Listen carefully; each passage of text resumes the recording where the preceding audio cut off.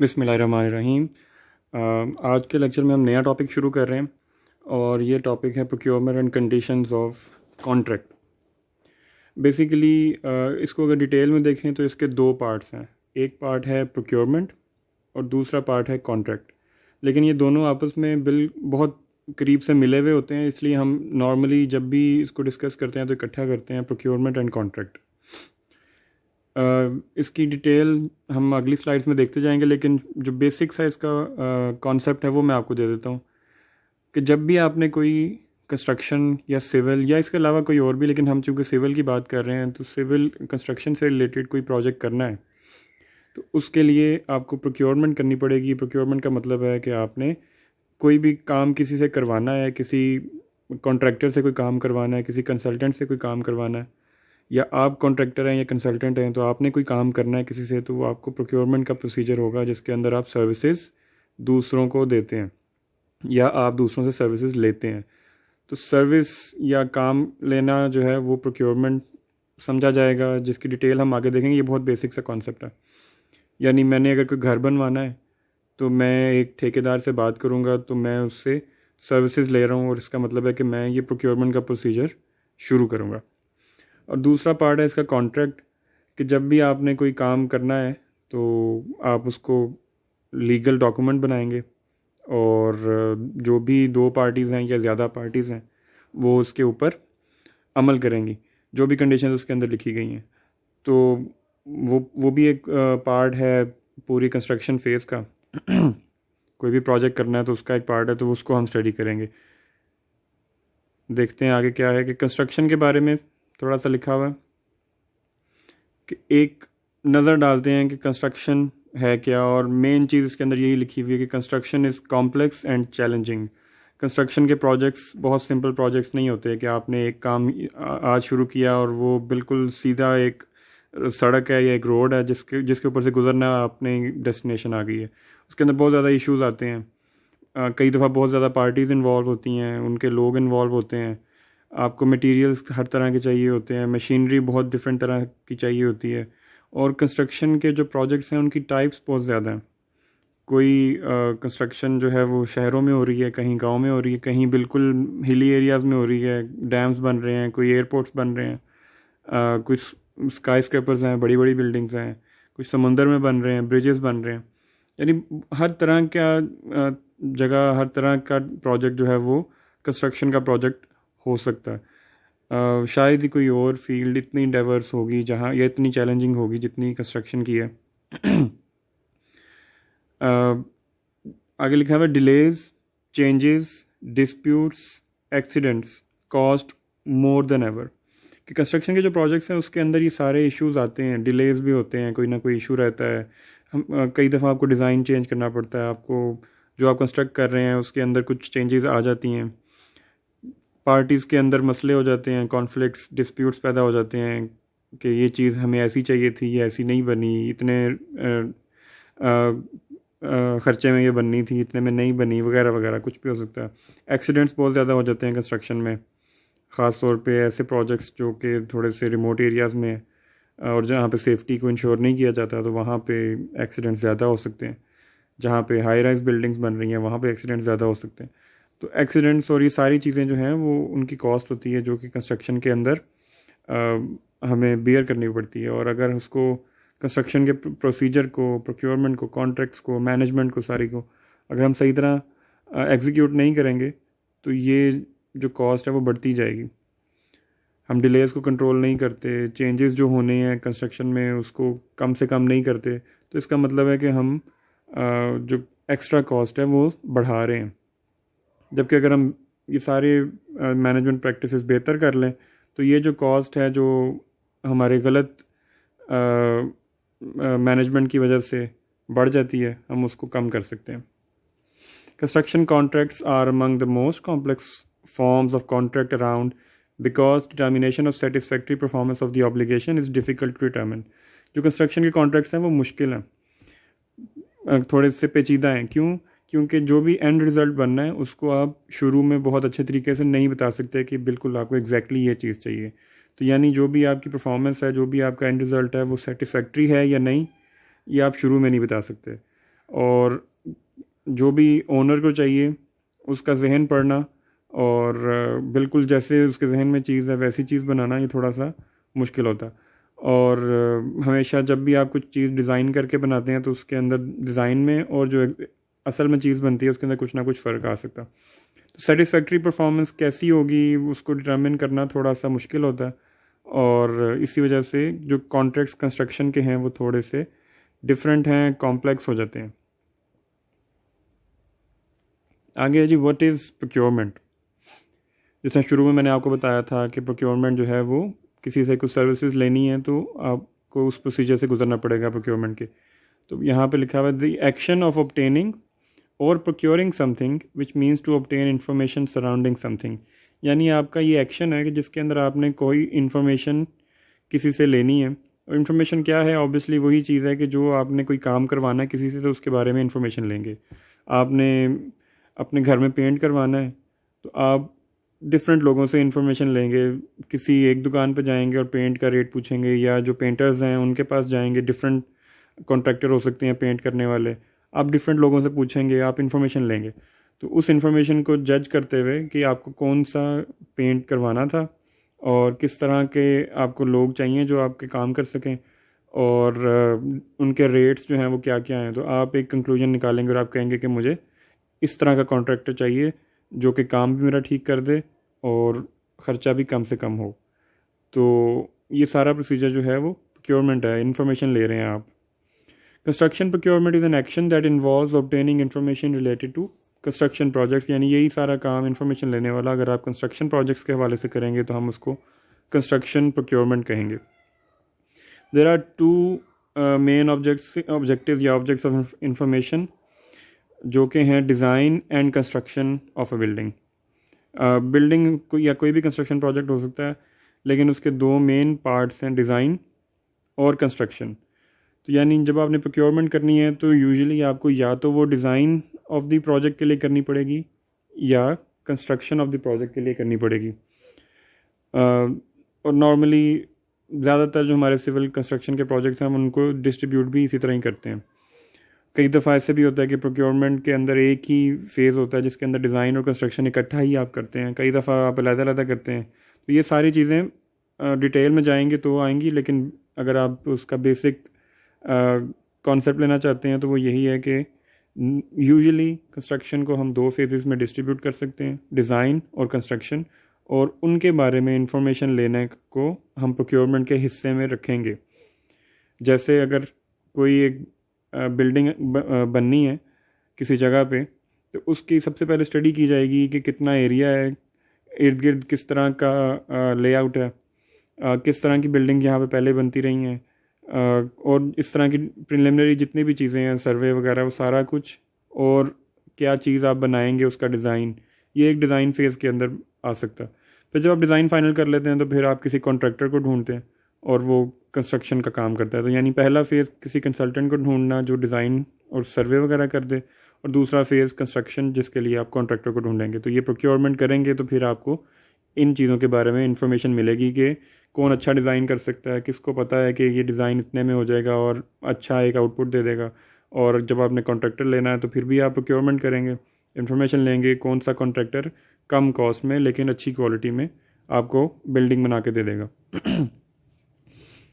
इसके अलावा जो दूसरे फैक्टर्स हैं उसके अंदर इस speed, cost, quality, risk, ownership and financing, ये सारी चीज़ें आप प्रोक्योरमेंट के अंदर कंसीडर करेंगे कि हमने अगर कोई भी काम करवाना है या किसी ओनर ने वो कोई काम करवाना है तो ये सारी चीज़ें माइंड में होनी चाहिए कि जिससे आप वो काम करवाएंगे वो ये सारी जो पैरामीटर्स हैं इनको पूरा करता हो, वो तेज़ काम कर सके, उसकी कॉस्ट कम हो, क्वालिटी उसकी अच्छी हो, उसके अंदर जो भी प्रोक्योरमेंट का प्रोसीजर उसके अंदर रिस्क कम से कम रखें आप, क्योंकि जितना कॉम्प्लिकेटेड आप प्रोक्योरमेंट प्रोसीजर को करेंगे उतना कम आपका जो बिल्डिंग का कॉन्सेप्ट है वो क्लियर होगा। तो यानी आपने कोई भी अगर काम करवाना है किसी से तो उसके अंदर पेचीदगियाँ आप कम से कम करेंगे तो आपका आउटपुट बेहतर होगा।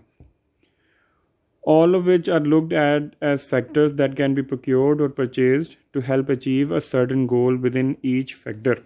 यानी हर फैक्टर को आपको स्टडी करना पड़ेगा और उसके प्रोक्योरमेंट प्रोसीजर के अंदर आप उसका रास्ता रखेंगे। आगे है procurement management. Procurement management is the ability to acquire goods and services from another organization or firm। कि आपने कोई भी गुड्स सर्विसेज या इंफॉर्मेशन आपने किसी दूसरी ऑर्गेनाइजेशन से लेनी है तो आप प्रोक्योरमेंट मैनेजमेंट की एबिलिटी को यूज़ करेंगे। इसके अंदर क्या क्या चीज़ें हैं? It involves goods and service decision. सबसे पहले कि आपने जो भी कोई गुड्स लेनी है या कोई सर्विस लेनी है तो वो उसके बारे में डिसीजन लेना है कि वो आपने बाहर से लेना है। फॉर एग्ज़ाम्पल आप एक घर ही बना रहे हैं तो उसके अंदर आपने देखना है कि आप डिज़ाइन क्या ख़ुद कर सकते हैं या नहीं। अगर आपको अपना डिज़ाइन करना आता है तो आप ख़ुद से कुछ ना कुछ डिज़ाइन करेंगे और उसके अंदर से कुछ चीज़ें अगर आपको नहीं पता तो आप वो कुछ चीज़ें जो हैं वो किसी एक्सपर्ट से पूछ सकते हैं। तो वो किसी एक्सपर्ट से पूछना है या नहीं वो आप डिसीजन लेंगे। हो सकता है कि आपको सारा ही जो डिज़ाइन है किसी एक्सपर्ट किसी आर्किटेक्ट से करवाना पड़े, या हो सकता है कि आप उससे कुछ कुछ इनपुट लेंगे। अगर आपने कुछ ना कुछ किसी से करवाना है, इस केस में किसी आर्किटेक्ट से, तो आप नेक्स्ट फेज़ की तरफ जाएंगे, that is the ability to call for beads.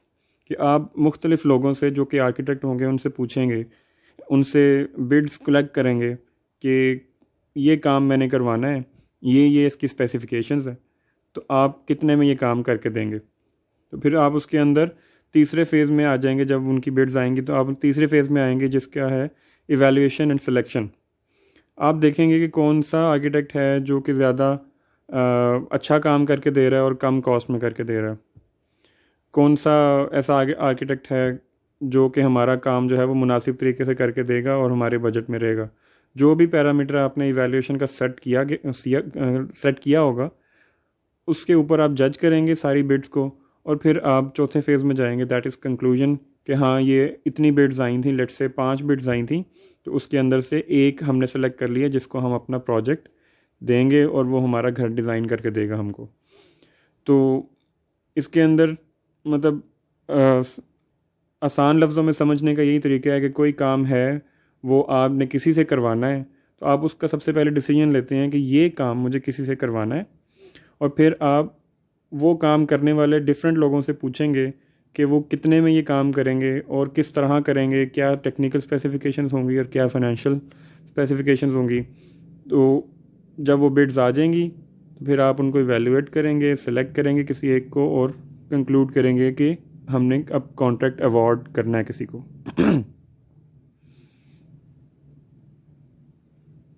Next is the definition of contract. A contract is a formalized means of communication between two parties।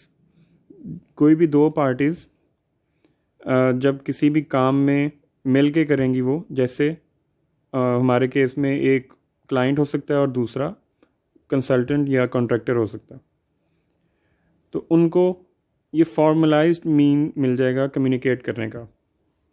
Contract के अंदर बहुत सारी पॉइंट्स लिखे गए होंगे, उसके मुताबिक वो एक दूसरे को बताएंगे कि फ़लाँ पॉइंट के अंदर आपने ये काम करने का कहा था तो अब आप ये वाला काम कर दें।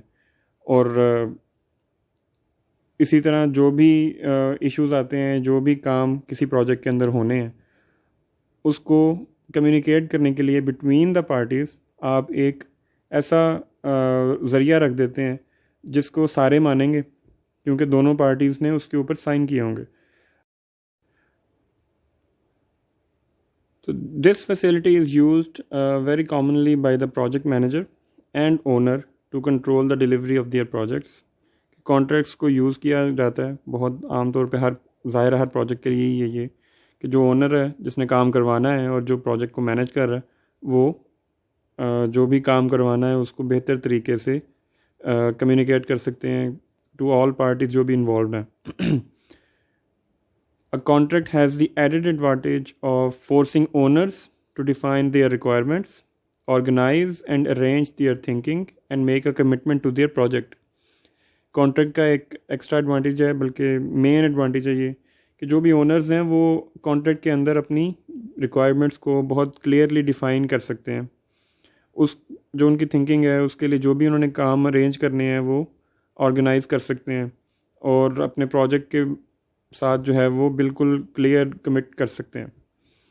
इसका मतलब ये है कि जब आपने कोई भी चीज़ ज़ुबानी रखी हुई है, आपने कहा है कि मुझे इस तरह का रूम चाहिए, इसकी वॉल इस तरह की होंगी, तो बहुत मुश्किल है कि जिससे आप वो घर बनवा रहे हैं या रूम बनवा रहे हैं वो उसको सही तरह समझेगा।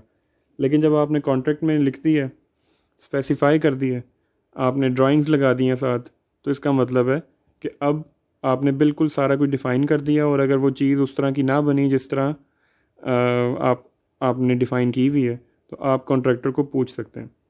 लेकिन अगर आपने ज़ुबानी बताया हुआ है तो आप किसी को क्या पूछेंगे कि ये चीज़ तो मैंने ऐसे कही कि वो कहेगा कही थी, तो वो कहेगा कि आपने तो ऐसा नहीं कहा था, आपने तो ऐसे कहा जैसे मैंने बना दिए।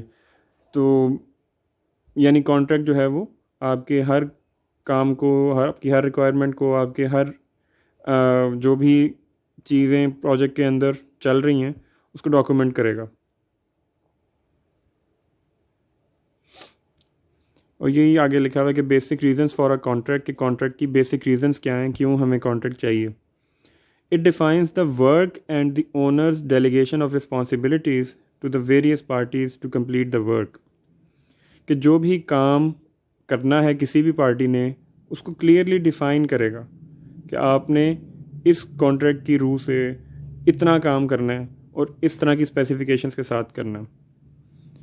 एंड इसके अंदर जो भी ओनर है, क्लाइंट है, उसकी जो भी रिस्पॉन्सिबिलिटीज़ हैं वो भी क्लियरली लिखी जाएंगी कि आपने अगर ये काम करना है तो हम आपको ये चीज़ें देने के रिस्पॉन्सिबल हैं।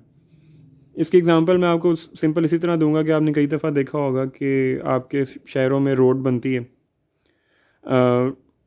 रोड का जितना भी काम होता है वो करके तो अक्सर जो एजेस होते हैं वो बिल्कुल प्लेन छोड़ दिए जाते हैं। यानी आपने उस नई रोड के ऊपर अगर चढ़ना है तो पुरानी रोड और नई रोड के दरमियान कोई कनेक्शन सही तरह का नहीं होगा, उसकी स्मूथनेस नहीं होगी, उसको बिल्कुल एक गड़ा सा छोड़ दिया होगा। तो उसके अंदर अगर क्लियरली वर्क डिफाइंड था कि आपने जब काम को ख़त्म करना है, आपकी जब सड़क कंप्लीट होगी तो आपने उसको पुरानी रोड के साथ मिलाना है, एक स्मूथ कर्व के साथ या स्मूथ कोई भी ट्रांजिशन देनी है। अगर वो क्लियरली लिखा हुआ है तो आप कॉन्ट्रैक्टर को पूछेंगे फिर कि ये काम क्यों नहीं हुआ। लेकिन अगर आपने वो कॉन्ट्रैक्ट के अंदर लिखा ही नहीं हुआ तो आप कॉन्ट्रैक्टर को नहीं पूछ सकते। तो कॉन्ट्रैक्ट आपको ये सारे टूल्स देता है कि जिसके अंदर आपको क्लियर हो जाता है कि आपने कौन सा काम करवाना है और वो किस तरह करवाना। It inherently defines the nature and extent of risk to various parties, कि जो भी पार्टीज़ कॉन्ट्रैक्ट के अंदर इन्वॉल्व हैं उनके क्या रिस्क हैं। अगर कोई इशू होता है तो कॉन्ट्रैक्ट उनको बताएगा कि आपका ये इशू सॉल्व किया जा सकता है। अगर कॉन्ट्रैक्ट में लिखा होगा कि एक पार्टी को नुकसान होगा तो दूसरी पार्टी इतने इस तरह कॉम्पनसेट करेगी, कुछ पैसे देगी या टाइम थोड़ा सा एक्सटेंड करेगी, जैसे भी होगा, तो रिस्क जो है वो मिटिगेट हो रहा है, रिस्क जो है वो किसी एक पार्टी के लिए या दोनों पार्टीज़ के लिए कम हो जाएगा। तो यानी आपका अगर कॉन्ट्रैक्ट दोनों पार्टीज़ के साथ मुनसिफाना तरीके से किया गया होगा तो उसके अंदर रिस्क और जो भी इश्यूज़ आने वाले हैं उनको क्लियरली एड्रेस किया गया होगा। It defines the transfer of financial incentives to complete the work. इसके अंदर बहुत अच्छी तरह डिफ़ाइन किया गया होगा कि जब आप काम कंप्लीट करेंगे तो आपको कितने कितने पैसे मिलेंगे, चाहे वो काम बिल्कुल कंप्लीट करने के बाद हैं या थ्रू आउट द प्रोजेक्ट, कि आपने अगर इतने % काम कंप्लीट कर लिया तो आपको इतने पैसे मिलेंगे, और अगर आपने इस वक्त कंप्लीट कर लिया तो आपको इतना बोनस मिलेगा। हर तरह से आप जब काम कर रहे होंगे एज अ कॉन्ट्रैक्टर, अगर आप काम कर रहे हैं तो आपको पता है कि कॉन्ट्रैक्ट के मुताबिक आपको इतने पैसे इस वक्त मिलेंगे। अगर आपने 10 फ्लोर्स बनाने हैं और आपको हर फ्लोर के बाद 10% पैसे मिल रहे हैं तो आपको पता है कि जब मैंने एक फ्लोर बना लिया तो मुझे 10% पैसे मिल जाएंगे। तो आप उसी के मुताबिक अपने काम को प्लान करेंगे और शेड्यूल करेंगे और आगे चलाएंगे। तो कॉन्ट्रैक्ट आपको ये भी बताएगा कि आपको फाइनेंशियली कब कब पैसे आएंगे या आप एज अ ओनर आप उसको डिस्ट्रीब्यूट करेंगे।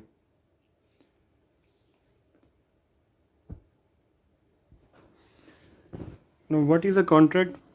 A contract may be defined as a voluntary agreement enforceable at law made between two or more parties whereby rights are required by one party to act or forbearances by the other। इसका मतलब क्या है कि contract जो है वो एक voluntary agreement है जो इन्फोर्सेबल एट लॉ है, यानी इसके अंदर जो भी पार्टीज़ इन्वॉल्व हैं उन दोनों के साथ कोई ज़बरदस्ती नहीं है। उन किसी को अपना काम करवाना है तो किसी ने काम करके पैसे लेने हैं, तो वो अपनी दोनों अपनी खुशी से एक एग्रीमेंट के अंदर आ जाते हैं जो कि इन्फोर्सेबल एट लॉ है। यानी अगर कोई इशू आता है उस एग्रीमेंट को सॉल्व करने में, उस एग्रीमेंट को एग्जीक्यूट करने में, तो जो लॉ है वो एक्ट करेगा और किसी पार्टी के अगर ग्रीवेंसेस हैं तो उसको वो सॉल्व करेगा। एक एग्रीमेंट किसी भी दो पार्टीज़ के दरमियान अगर वो इन लॉ में इन्फोर्सेबल नहीं है तो वो एक सिंपल एग्रीमेंट है और जब कानून उसके अंदर कुछ भी नहीं करेगा। लेकिन अगर आप किसी भी एग्रीमेंट को इन्फोर्सेबल एट लॉ समझेंगे, उसको कहेंगे कि ये इन्फोर्सेबल एट लॉ है, तो फिर वो कॉन्ट्रैक्ट बनेगा। दो या दो से ज़्यादा पार्टीज़ के दरमियान ये हो सकता है जिसके अंदर एक पार्टी जो है उसके कुछ राइट्स हैं किसी एक सिलसिले में और कोई दूसरी पार्टी जो है वो उसको एग्जीक्यूट करेगी उन कामों को। According to the Construction Specification Institute CSI Manual of Practice, a contract is a promise or a set of promises for the breach of which the law gives a remedy of the performance of which the law recognizes a duty। यानी एक ये वादा है या वादों का एक सिलसिला है कि जिसके वादा अगर वो पूरा ना हुआ तो लॉ जो है, जो कानून है, वो रेमेडी देगा, कंपनसेशन देगा दूसरी पार्टी को। ये यानी लॉ जो है वो एक अपनी एक ड्यूटी समझेगा कि अगर किसी के साथ कोई ज़्यादती हो रही है तो उस ज़्यादती को वो कंपनसेट करेगा, उसको वो रेमेडी देगा। The agreement is reached by the acceptance of an offer made by one party to do something for the other for a stipulated consideration। कि एग्रीमेंट जो है वो तब बनेगा, तब साइन किया जाएगा जब किसी एक पार्टी ने कोई ऑफ़र दी है और दूसरी पार्टी उसको एक्सेप्ट कर रही है। और वो ऑफ़र क्या होगी कि कोई काम करना है किसी मुआवजे के तहत और ख़ास कंसिड्रेशन, ख़ास स्पेसिफिकेशंस के मुताबिक। यानी इसके अंदर बड़ा क्लियरली लिखा होगा कि ये काम अगर किया जाएगा तो इतने पैसे या इतना मुआवजा जो है वो मिलेगा और दोनों पार्टीज़ इस पे एग्रीड हैं, यानी एक ने ऑफ़र किया और दूसरा उसको मान गया, तो फिर वो साइन होगा। आपने एक घर बनाना है तो आपको किसी ठेकेदार से बात करनी पड़ेगी। आप किसी ठेकेदार को पूछेंगे कि ये काम इतने इतने कमरे या जो भी डिज़ाइन आप देंगे ये काम करना है, आप कितने में करेंगे। वो आपको कोई एक ऑफ़र देता है, आप वो ऑफ़र मान लेते हैं, तो फिर दोनों पार्टीज़ जो हैं वो एक एग्रीमेंट में आ गई और कॉन्ट्रैक्ट जो है वो साइन किया जा सकता है। आगे है एलिमेंट्स ऑफ अ कॉन्ट्रैक्ट। एक कॉन्ट्रैक्ट के अंदर कौन सी 5 चीज़ें होना ज़रूरी है। ऑफ़र, कि कोई एक ऑफ़र किसी पार्टी ने दी है कि ये काम मैं करूँगा और ये उसकी कंडीशंस होंगी। फिर है कंसिड्रेशन, कि उसको स्टडी किया जाएगा, दूसरी पार्टी जो है वो उसको समझेगी और उसके बारे में जवाब देगी और उसके अंदर जो भी चेंजेस हैं वो नेगोशिएट करेगी और फिर एक्सेप्टेंस दोनों पार्टीज़ की हो जाएगी। लीगल पर्पस होना चाहिए उसका और फिर लीगल कैपेसिटी है, यानी लीगल पर्पस का ये मतलब है कि उसके अंदर कानून की जगह होनी चाहिए और फिर लीगल कैपेसिटी की ये मतलब है कि जो कानून है वो उस कॉन्ट्रैक्ट को इन्फोर्स करने का अहल हो, कि अगर कोई इशू आता है तो लीगल कैपेसिटी इतनी होगी कि जो भी कंडीशन उसके अंदर लिखी गई हैं वो लॉ के मुताबिक सॉल्व की जा सके अगर कोई इशू आता है तो। आगे है contract agreement. The agreement is design to formalise the contract. It brings together all the other contract documents by reference to them and is legal instrument verifying the contract। जो कॉन्ट्रैक्ट एग्रीमेंट है वो 2 या 3 pages या इससे 3-4 pages का होगा। वो क्या होगा कि जो भी सारा ओवरऑल कॉन्ट्रैक्ट की कंडीशंस हैं, जिसके अंदर डिफरेंट स्पेसिफिकेशंस हैं, जिसके अंदर ड्राइंग्स भी आएंगी, जिसके अंदर हर चीज़ के रेट्स आएंगे, जिसको हम बिल ऑफ क्वांटिटी कहते हैं, BOQs, और इससे रिलेटेड, प्रोजेक्ट से रिलेटेड जितनी भी चीज़ें हैं वो सारी कॉन्ट्रैक्ट के अंदर आएंगी, लेकिन कॉन्ट्रैक्ट एग्रीमेंट जो है वो उसको कहा जाएगा, जो कि एक समरी होगी इन सारी चीज़ों की, और एक या दो या इससे 3-4 पेजेस का होगा, उसको हम कहेंगे कॉन्ट्रैक्ट एग्रीमेंट, और उसके ऊपर साइन किए जाएंगे। तो द एग्रीमेंट जो है वो आपके पूरे जो कॉन्ट्रैक्ट है उसको फॉर्मलाइज करता।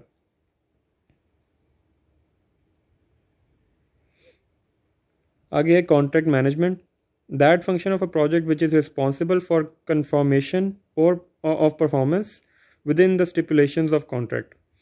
कॉन्ट्रैक्ट मैनेजमेंट का क्या काम है, वो बेसिकली एक फ़ंक्शन है जिसकी रिस्पॉन्सिबिलिटी ये है कि जो भी परफॉर्मेंस लिखी गई थी कि ये काम करना है और ये क्वालिटी उसकी होगी और ये इतने इतने पैसों में ये किया जाएगा, उसको वो कंफर्म करता है, वो देखता है कि ये काम ऐसे हो रहा है या नहीं हो रहा।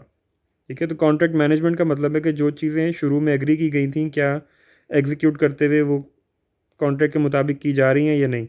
अगर कॉन्ट्रैक्ट के मुताबिक नहीं की जा रही तो कॉन्ट्रैक्ट के अंदर से रेफरेंसेस दे के बताया जाएगा किसी भी दूसरी पार्टी को कि ये काम आपने इस तरह करने पे एग्री किया था, लेकिन अब आप इस तरह नहीं कर रहे, तो उसके आगे कम्युनिकेशन चलेगी जिसके अंदर कॉन्ट्रैक्ट की हर कंडीशन को, जो भी रेलेवेंट कंडीशन है उसको रेफ़र किया जाएगा और उसके मुताबिक बात की जाएगी।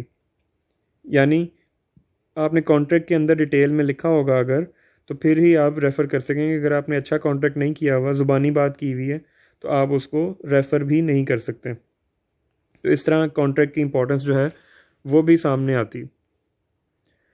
Construction contract is a contract under which one party promises to furnish service and materials to build a structure for another party who promises to pay for the work performed. There are two basic types of construction contracts. Construction contracts की दो basic types यहाँ पे लिखी गई हैं, लेकिन जब हम डिटेल में देखेंगे तो आप देखेंगे कि इसकी बहुत सी टाइप्स डिफरेंट क्राइटेरिया के मुताबिक बनाई जा सकती हैं। पहली है फिक्स्ड प्राइस और लमसम, और दूसरी है कॉस्ट टाइप। फिक्स्ड प्राइस का ये मतलब है कि कोई भी कंस्ट्रक्शन का काम होना है तो आप उसको स्पेसिफिकेशन बता के कि ये काम इतना इतना जगह पे होगा और इस तरह का होगा और ये चीज़ बनेगी, और आप एक लमसम अमाउंट जो है वो उस पर एग्री कर जाते हैं। यानी दोनों पार्टीज़ को पता है कि हमने एक पार्टी ने ये काम करना है और उसको उतने पैसे मिल जाएंगे। फिक्स्ड प्राइस है, लमसम आपने शुरू में बता दिए।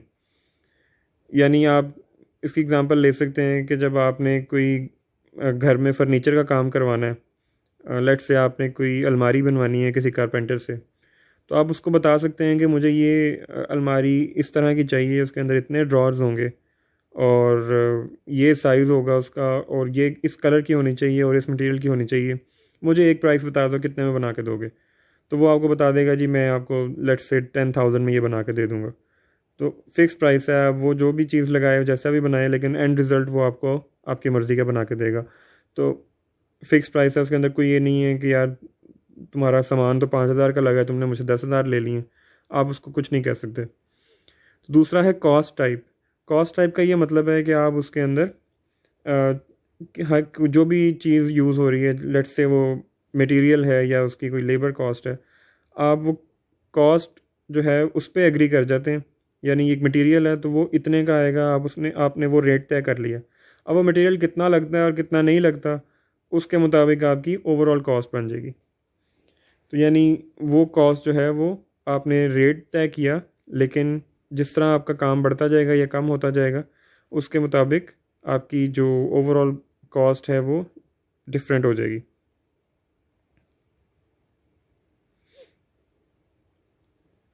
The success of a project is often judged on the construction performance because this activity is highly visible. Usually क्या होता है कि जो कंस्ट्रक्शन की परफॉर्मेंस है, यानी किस तरह काम हो रहा है, कितना काम हो गया है, उसकी बेस पे प्रोजेक्ट की सक्सेस को स्टडी किया जाता है, क्योंकि ये ज़्यादातर नज़र आता है, क्लियरली नज़र आ रहा है कि एक बाहर अगर कोई ब्रिज बन रहा है तो आपको पता चलेगा कि अच्छा इतने दिनों में ये इतना बन गया, तो यानी ये इतना बेहतर काम चल रहा है या इतना ख़राब काम चल रहा है। लेकिन इसके अलावा जो दूसरी चीज़ें हैं जिसके ऊपर एक प्रोजेक्ट की सक्सेस का दारोमदार है, वो है the accuracy and details of its documentation. कि जो भी डॉक्यूमेंटेशन हो रही है वो सही हो रही है, उसकी क्या कितनी डिटेल्ड हो रही है, उसके ऊपर, यानी जो भी आप काम कर रहे हैं, आज आपने इतना काम किया, उसके अंदर इतने रिसोर्सेज यूज़ हुए, इतने मज़दूर लगे, इतने मेसन्स लगे, इतना मटेरियल लग गया, जितना बेहतर वो आप उसको डॉक्यूमेंट करेंगे उतना बेहतर आपको पता चलेगा कि आपका प्रोजेक्ट जो है वो सही चल रहा है या नहीं। दूसरा है the understanding between parties and acceptance of their particular responsibilities, कि जो भी पार्टीज़ काम कर रही हैं उस प्रोजेक्ट के अंदर उनको क्लियरली पता हो कि उनकी क्या रिस्पॉन्सिबिलिटीज़ हैं। अगर रिस्पॉन्सिबिलिटीज़ का ही नहीं पता और वो उनको नहीं मानती तो इसका मतलब है कि आपका प्रोजेक्ट जो है वो सक्सेसफुल नहीं होगा, काम एंड पे कंप्लीट नहीं होगा। फिर how professionally and accurately the day to day administration is handled, कि रोज़ जितना भी काम हो रहा है उसकी एडमिनिस्ट्रेशन को कितना प्रोफेशनली आप मैनेज करते हैं, हैंडल करते हैं। जितना बेहतर आप हैंडल कर सकते हैं रोज़मर्रा के कामों को उतना बेहतर आपका प्रोजेक्ट होगा। हाउ कॉन्फ्लिक्ट और कॉन्ट्रेक्चुअल प्रॉब्लम्स आर रिजॉल्व्ड, कि जो भी आपके प्रोजेक्ट के अंदर कोई इश्यूज आते हैं, कोई कॉन्फ्लिक्ट आता है बिटवीन द पार्टीज़, अगर तो वो इजीली रिजॉल्व हो गया है तो आप कहेंगे कि आप सक्सेसफुल प्रोजेक्ट को एग्जीक्यूट कर रहे हैं। लेकिन अगर आपका कोई प्रोजेक्ट जो है उसके अंदर इश्यूज ही बहुत ज़्यादा आ गए हैं तो वो प्रोजेक्ट जो है वो अनसक्सेसफुल होने के चांसेस ज़्यादा हैं। अब यहाँ पे है कंस्ट्रक्शन प्रोजेक्ट डेवलपमेंट फेजेस, कि कोई भी कंस्ट्रक्शन का प्रोजेक्ट है तो टिपिकल डेवलपमेंट फेजेस क्या होंगे वो यहाँ पे लिखे हुए हैं। पहले है preliminary planning and feasibility studies. कोई भी काम आपने शुरू करना है उसके लिए आप शुरू में कुछ प्लानिंग या फिजिबिलिटी स्टडीज़ करेंगे, जो कि बिल्कुल ये समझने के लिए होगा कि आपने वो काम करना भी है या नहीं। यानी आप किसी ऐसे जगह जाके घर बनाना चाह रहे हैं जहाँ पे आपको बहुत ज़्यादा चीज़ों का नहीं पता कि यहाँ पे पहले कितने घर बने हुए हैं, यहाँ पे कौन सी सप्लाई लाइंस हैं, पानी आता नहीं आता, तो आप जाके उसके प्रिलिमिनरी प्लानिंग और फिजिबिलिटी स्टडी करेंगे कि आप हमें यहाँ पे अभी घर बनाना चाहिए या नहीं, सिक्योरिटी के क्या हालात हैं, यहाँ पे हम सुकून से रह सकेंगे या नहीं रह सकेंगे। तो वो सारी चीज़ें स्टडी करने के लिए, यानी इसका मतलब अभी आपको ये नहीं पता कि आपने घर बनाना या नहीं बनाना, लेकिन आप उसको स्टडी करने जा रहे हैं कि क्या ये बनाना चाहिए या नहीं। फिर है अगर आपने वो बनाना है, जो प्रिलिमिनरी फिजिबिलिटी स्टडीज़ हैं उसके अंदर आपको लगता है कि आपको ये प्रोजेक्ट एग्जीक्यूट करना चाहिए, तो फिर आप उसका प्रिलिमिनरी इंजीनियरिंग एंड डिज़ाइन करेंगे, कि आप बेसिक सा देखेंगे कि अच्छा इस जगह पे अगर मैं घर बना रहा हूँ तो इसके अंदर इतने कमरे हो सकते हैं, ये डायरेक्शन हो सकती है फ्रंट और बैक की, और ये चीज़ें उसके अंदर हम इनकॉर्पोरेट कर सकते हैं। लेकिन आप अभी आपको एग्जैक्टली डिटेल में नहीं पता कि आपके इतने कमरों का क्या साइजेस हैं, वो किस मटेरियल के बने होंगे, उसके अंदर फिनिशिंग क्या करेंगे आप, वो आएगी आपका डिटेल्ड इंजीनियरिंग डिज़ाइन के अंदर। यानी शुरू के जो जिनको आप प्लानिंग के फेजेस कह सकते हैं या डिज़ाइन फेज़ कह सकते हैं, वो ये पहले 3 फेज़ हैं, डिज़ाइन फेज़ के अंदर ही आएंगे। फिर है प्रोक्योरमेंट, लेकिन अगर हम प्रोक्योरमेंट को देखें तो वो इधर ऊपर भी आ सकता है जहाँ पे आप डिज़ाइन कर रहे हैं। तो यानी बेसिकली हम अपने जो भी एक टिपिकल प्रोजेक्ट है उसको 2 हिस्से में डिवाइड करेंगे। एक हिस्से को हम कहेंगे डिज़ाइन और दूसरे हिस्से को हम कहेंगे कंस्ट्रक्शन एंड ऑपरेशन। तो प्रोक्योरमेंट जो है वो सेंटर में लिखा हुआ है बेसिकली, क्योंकि ज़्यादातर जो हाई रिस्क प्रोक्योरमेंट है वो कंस्ट्रक्शन के लिए ही है, लेकिन ऊपर भी प्रोक्योरमेंट का मेन रोल है, वो ऊपर भी इन्वॉल्व रहेगी। तो यानी आप ये नहीं कह सकते कि ये 4th पे लिखा हुआ है तो आपने डिटेल्ड इंजीनियरिंग डिज़ाइन करने के बाद ही प्रोक्योरमेंट करनी है। आपने अगर कोई इंजीनियरिंग डिज़ाइन किसी कंपनी से, किसी आर्किटेक्ट फर्म से करवाना है तो आप प्रोक्योरमेंट जो है वो इस फेज़ में भी कर सकते हैं, इस फेज़ में भी कर सकते हैं, इवन पहले फेज़ में भी कर सकते हैं कि फिजिबिलिटी स्टडी भी आप किसी कंसल्टेंट से करवा सकते हैं। खैर, अब आपका जब डिज़ाइन कंप्लीट हो गया और आपका कॉन्ट्रैक्टर के लिए जो प्रोक्योरमेंट का प्रोसीजर था वो कंप्लीट हो गया, तो फिर आप जाएंगे कंस्ट्रक्शन की तरफ। कंस्ट्रक्शन होगी तो वो जो प्रोजेक्ट है वो ऑपरेशनल हो जाएगा। जैसे अगर कोई रोड है उसकी कंस्ट्रक्शन हो गई है तो फिर उसके ऊपर ऑपरेशन शुरू हो जाएगा, यानी गाड़ियाँ चलेंगी उसके ऊपर।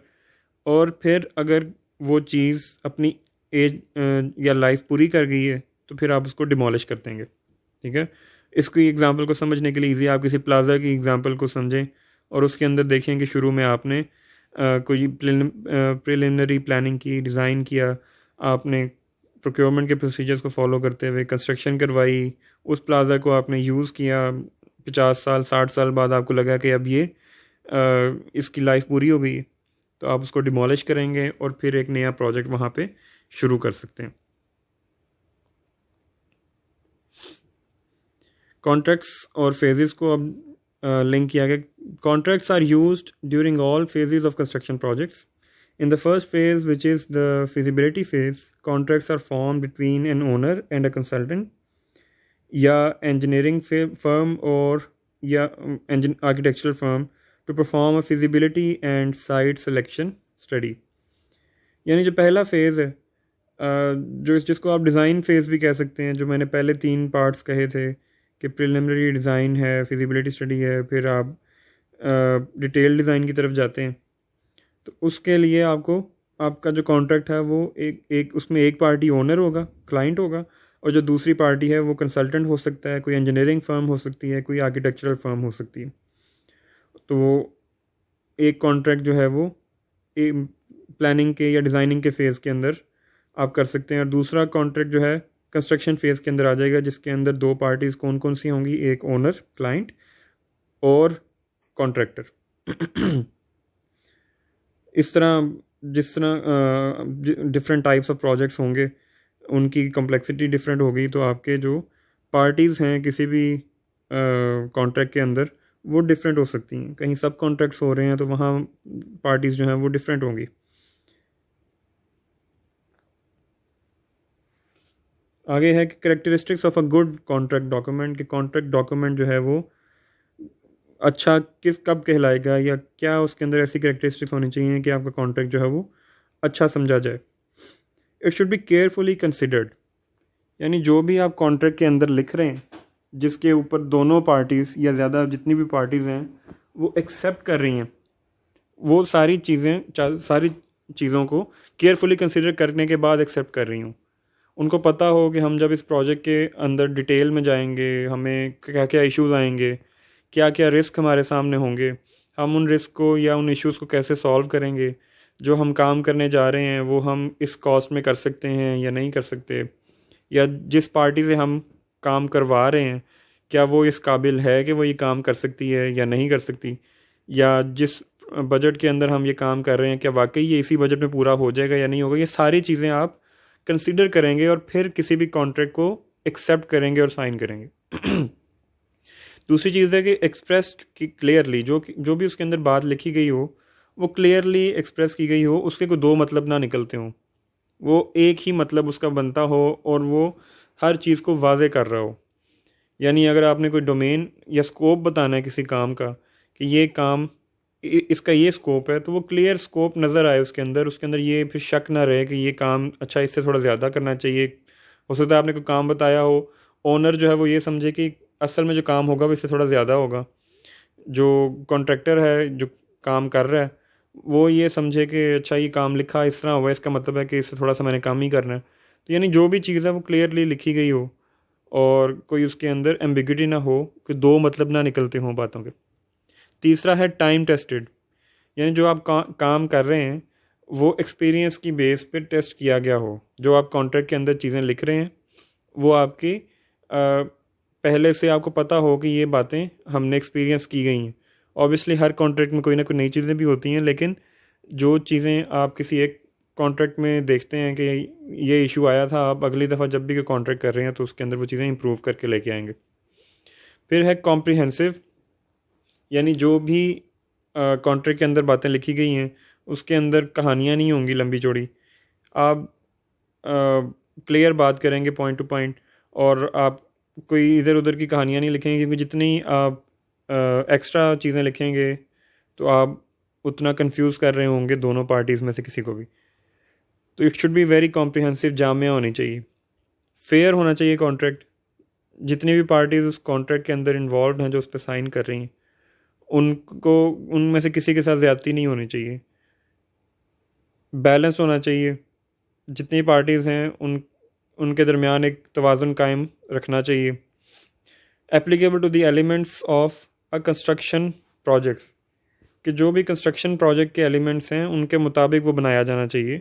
यानी जो भी आप कॉन्ट्रैक्ट कर रहे हैं उसके अंदर आपने रियलिस्टिक होकर देखना है कि जो आप काम लिख रहे हैं वो हो भी सकता है या नहीं हो सकता।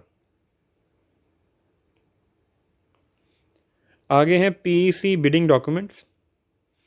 यहाँ पे जो चीज़ें लिखी गई हैं इस स्लाइड के ऊपर पीईसी बिडिंग डॉक्यूमेंट्स के ऊपर, ये आपकी असाइनमेंट है। आपने गूगल पे जाके सर्च करना है पीईसी बिडिंग डॉक्यूमेंट्स, या इनमें से किसी भी एक डॉक्यूमेंट को आप स्टडी कर सकते हैं और आप उसको डाउनलोड करके देखेंगे कि उसके अंदर क्या लिखा हुआ। जब आप वो देखेंगे कि अच्छा ये डॉक्यूमेंट इस तरह का होता है, तो फिर हम नेक्स्ट स्लाइड्स को स्टडी करेंगे जिसके अंदर ये सारी चीज़ें इन्वॉल्व हो रही होंगी, जो कि आप किसी डॉक्यूमेंट को देखेंगे तो फिर आपको बेहतर समझ आएगी। तो यानी आपकी इस लेक्चर के बाद की असाइनमेंट ये है कि इनके अंदर से कोई भी डॉक्यूमेंट आपने स्टडी करना है और ये डॉक्यूमेंट आपको मिल जाएंगे पीईसी की वेबसाइट पे। आप गूगल में लिखेंगे इस किसी भी एक डॉक्यूमेंट का नाम, तो वो आपके सामने वर्ड में भी और पीडीएफ में ओपन हो जाएगा। आपने वो उसको पढ़ना है, उसके जो मेन चैप्टर्स हैं उनको देखना है और उनका जो एसेंस है वो स्टडी करके तो एक शॉर्ट रिपोर्ट बना के आपने अपलोड करनी है।